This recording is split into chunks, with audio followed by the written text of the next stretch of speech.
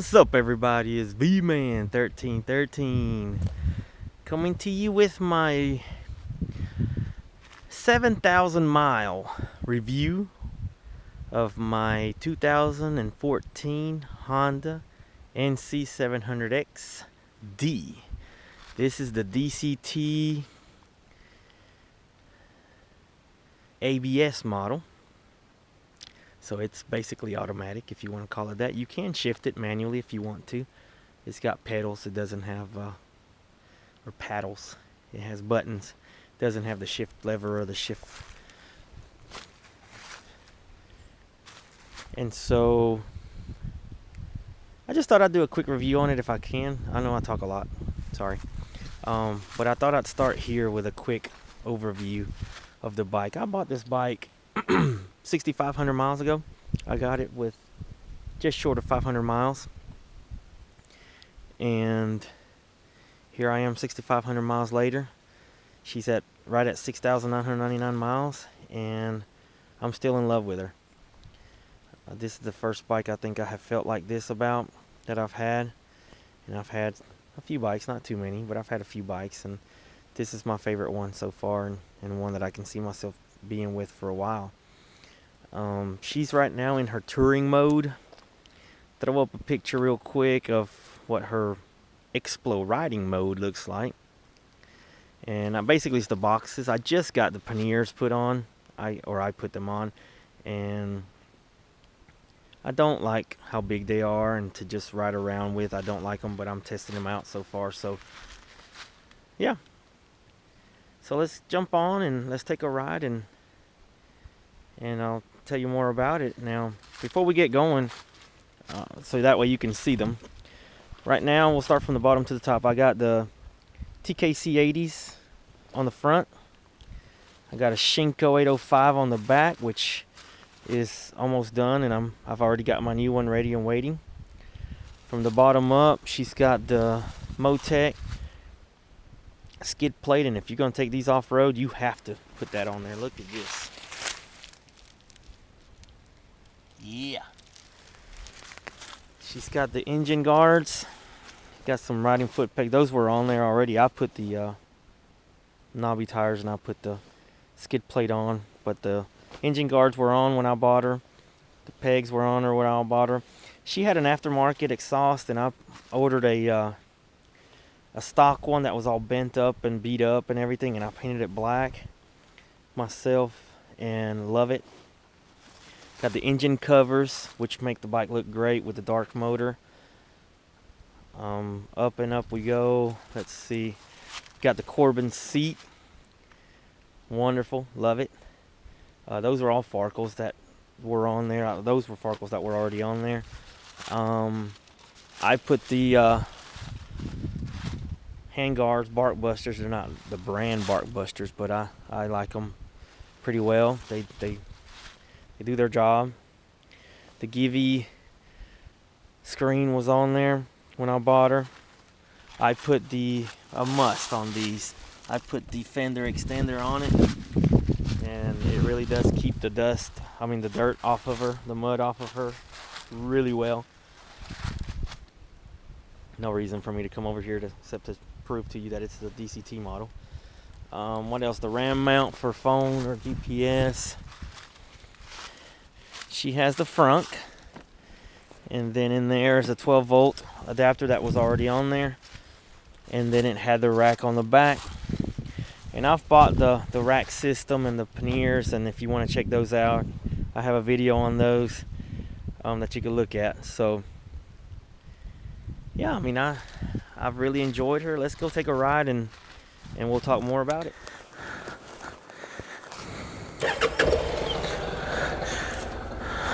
Alright, so here we go. With the with this original OEM muffler, she's obviously quiet, and I like her that way, especially out here in the woods and stuff. She's stealthy. She came with a GP aftermarket exhaust, and my goodness, was that thing loud. It sounded like a Harley. Crazy. So the first thing I want to talk about is the DCT, because as soon as anybody talks about an automatic motorcycle, that's what they ask me. What do you mean DCT? What do you mean it's automatic? So right now, she's in neutral. I press the button. She's in drive. You could hear it clink in there, and you give her gas. No clutch, no anything.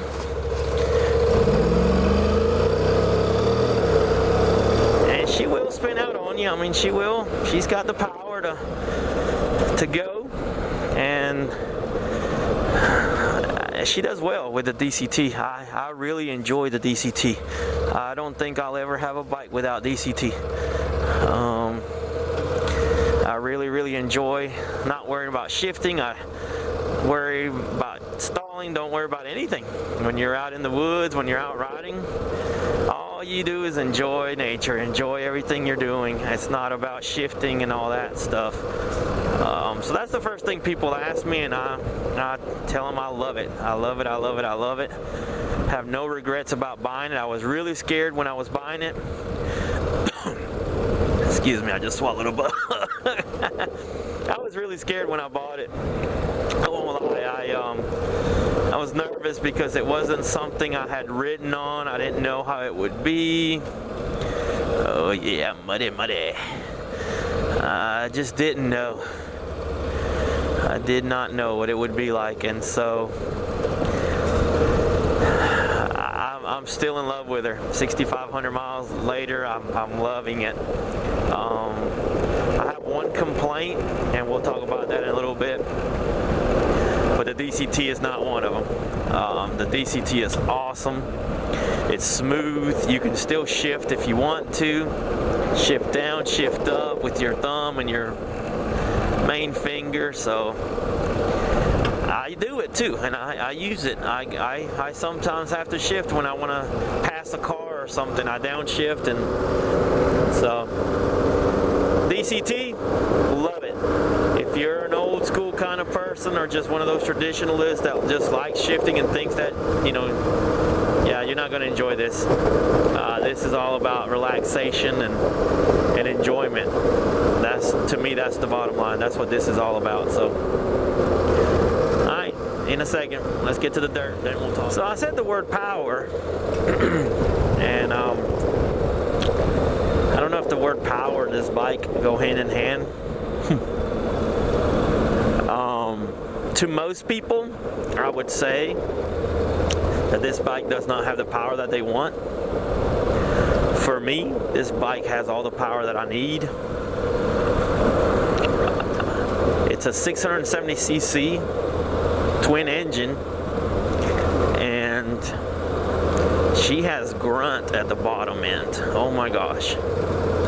When she's down in her little 1 and 2 RPMs, 1,000, 2,000 RPM,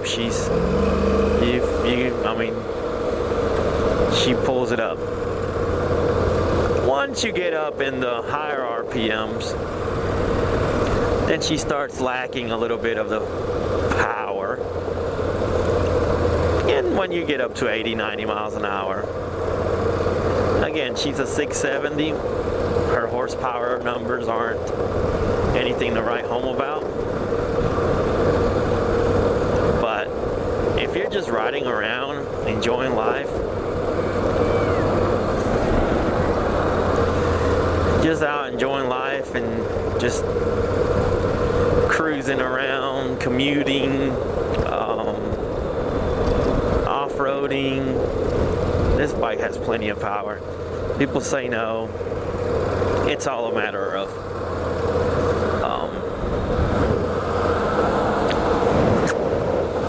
it's all a matter of perspective. So power-wise, I think she's adequate. She's wonderful. We'll go with weight with that, because power and weight sometimes have a lot to do with each other. Oh, there we go, testing out my veneers.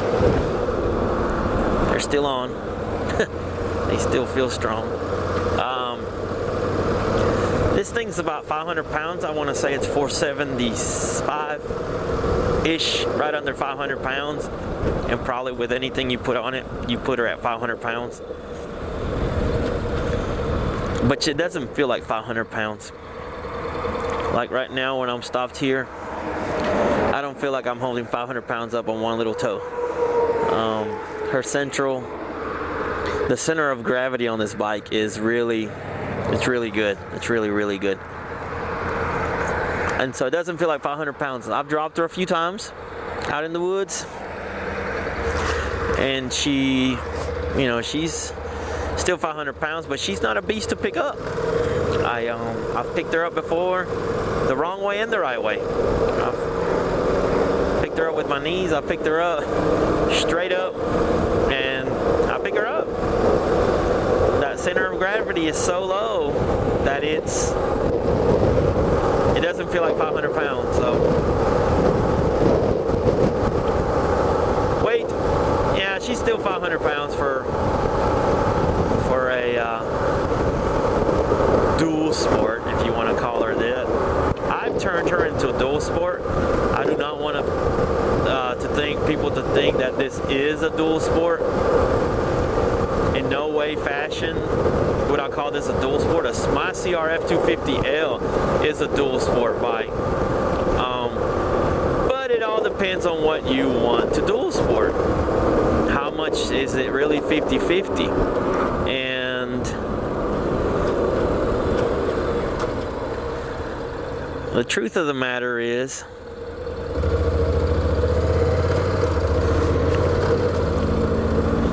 I've turned this one into a dual sport because I do 50-50 or better on this bike all the time. All the time I'm on dirt. And although I may not be going on certain roads that my CRF250L does, I put her through her paces on some really gnarly roads, and she does just fine. Where this one shines is that then you can get on the road like this, and voila, I am comfortable. I have the power. I have everything I need to make road riding super comfortable. So it depends on what you're mostly doing. When I'm out and I'm gonna be like, if I was gonna go out today to ride on dirt, completely ride on dirt, I would have been on the CRF250L because it's muddy out, nasty out, and I would have that's what I would have done.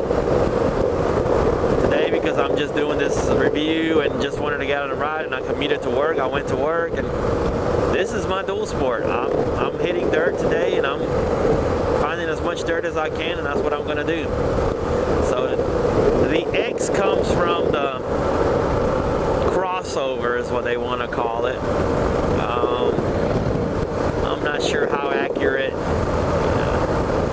dual sport is, but crossover I think is a great analogy of this bike. This bike is really a Swiss Army bike. I mean, it can do so many different things. It can go on dirt, it can go on gravel roads, you can do anything. You can do anything. Now, to a perspective, obviously, because are there better bikes for road riding than this? Yeah. Are there better street bikes than this? Yeah. There's better dirt bikes? Yeah. There's better of all kinds of bikes. But there's not too many that are better at doing all those things than this one, in my mind. So, you know, we talk about the DCT, we talked about the power, we talked about the weight. Gas consumption, I've been averaging 65 to 70. I'm always trying to hit that magic number 70, but I like to rag her up a little bit sometimes. Not rag her, but you know what I mean. I don't like to lollygag around. I'm not a fast rider. That's why this bike fits me fine. But I'm not a slow rider or just a little meanderer. So, I mean, I'm pretty there on the average, and I think that's what this bike was made for. Was just that average person that likes a little speed, takes it easy most of the time, goes off-road some. That's me. consumption has been right at 65. I'm going to call it 65. I've gone down as low as 56. I've been as high as 72. So I'm going to average it out 65 miles per gallon. You can't beat that. I think she's a beautiful looking bike. I don't think she's ugly. And that's a plus for me. I think she's a really good looking bike. And so that's something that's all about preference. So I'm not going to get into that one too much. Ergonomics, we'll call it. Comfort. My goodness. Could it be the Corbin seat? Could it be the way you're sitting? Could it be? I don't know, and I don't care. This bike is comfortable for me. My height. I am 5'9", right at 200 pounds, and so I'm not a tall guy. I'm not a light guy, little guy, but this bike fits me so well. The way I'm sitting, where my legs are.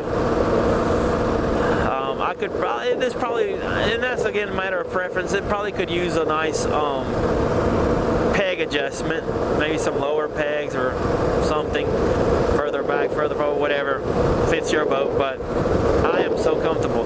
The Corbin seat obviously makes a big deal on that, but the way I sit, comfortable.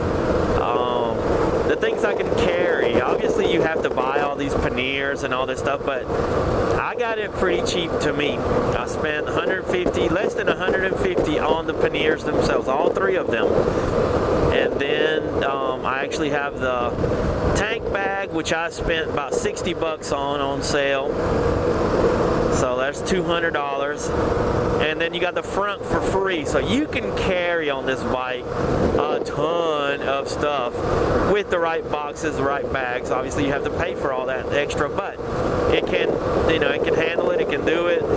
This stuff is out there to be able to do it, the accessory. So yeah, it makes it comfortable to go to work, makes it comfortable to go on a weekend trip, to go camping, to whatever. You can mac her out to however you want to, and she can do those things. New road. Comfort. Again, the center of gravity probably plays into that comfort too, whereas she's so comfortable to ride because the center of gravity is so low. You don't really feel you're on a 500-pound bike. She probably feels about 400 pounds to me.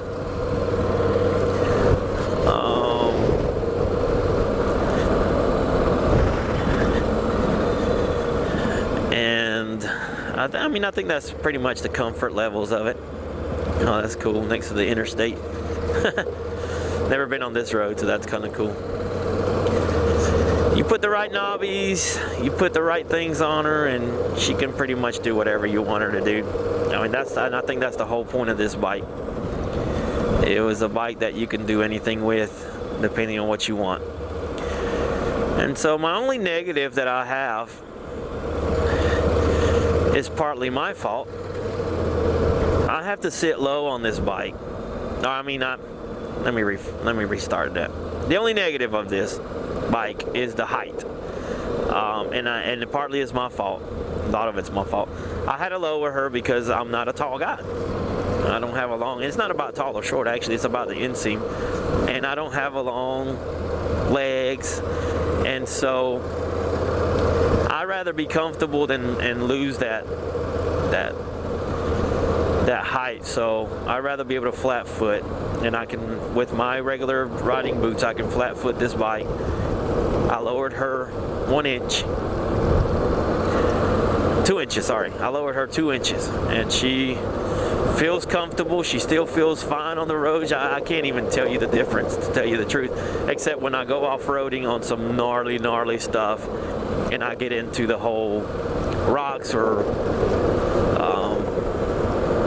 logs that I have to go over, things like that. I bottom out on her, and so not bottom out, but you know, I run over them, I hit them. I don't think I've bottomed out this bike once, and I've done some crazy stuff on her. So yeah, that's really my only complaint. Again, that's partly my fault. I had to lower her, so you know, that's, what else can you do? And then when I put the skid plate, that added on to the whole problems I have of how low she is and things I can and can't go over. So truthfully, that's my complaint. That is my only complaint. I really love this bike. I don't think it's for everybody. Not every bike is for everybody. There's no bike out there, I think, that's made for everybody. But if you are the kind of person, like I said, you're not a speed demon, but you like a little speed sometimes. You're not a little just wander around doing 20 miles an hour, although this bike can do that. This bike's for you. If you're a middle ground type of guy or gal, and I really think this is a great starter bike. With a DCT, some people disagree and say people should start and learn on a clutch bike. But you know what? This DCT is here to stay. They're putting this thing on the Africa Twin. We're gonna make a little circle here.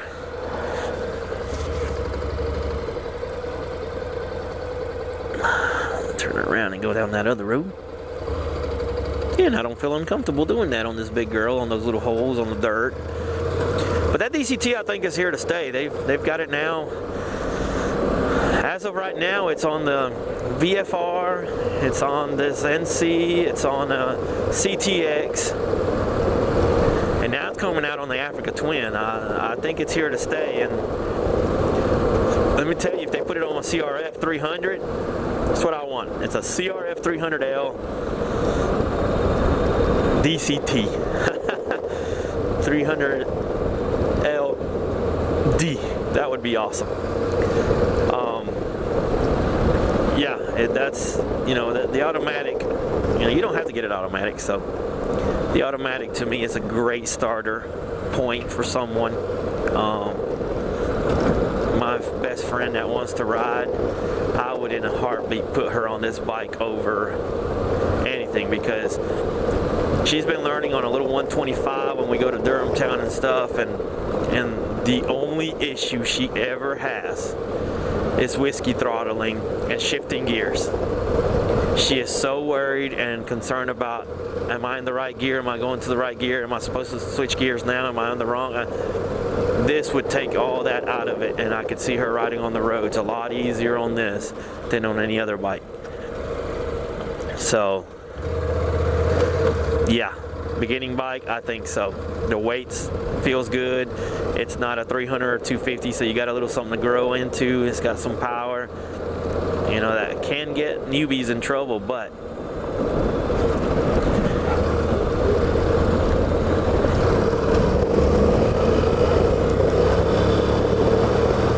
I love dogs. Well, dogs that aren't mine. I know I'm rambling. I'm starting to ramble now, but I just don't have anything bad to say about the bike. I love the bike. If you have any questions, feel free to comment or personally, you know, PM me. I'm more than willing to help, you know, answer any questions that I can. I'll make any video if you want to see something different, or, you know, whatever. And yeah, I mean, it's an awesome bike. I really highly recommend it to the right people. It's to the right people. That's the key. Don't just think it's for everybody. It's not. All right, so that's my review of my 2014 Honda NC700XD.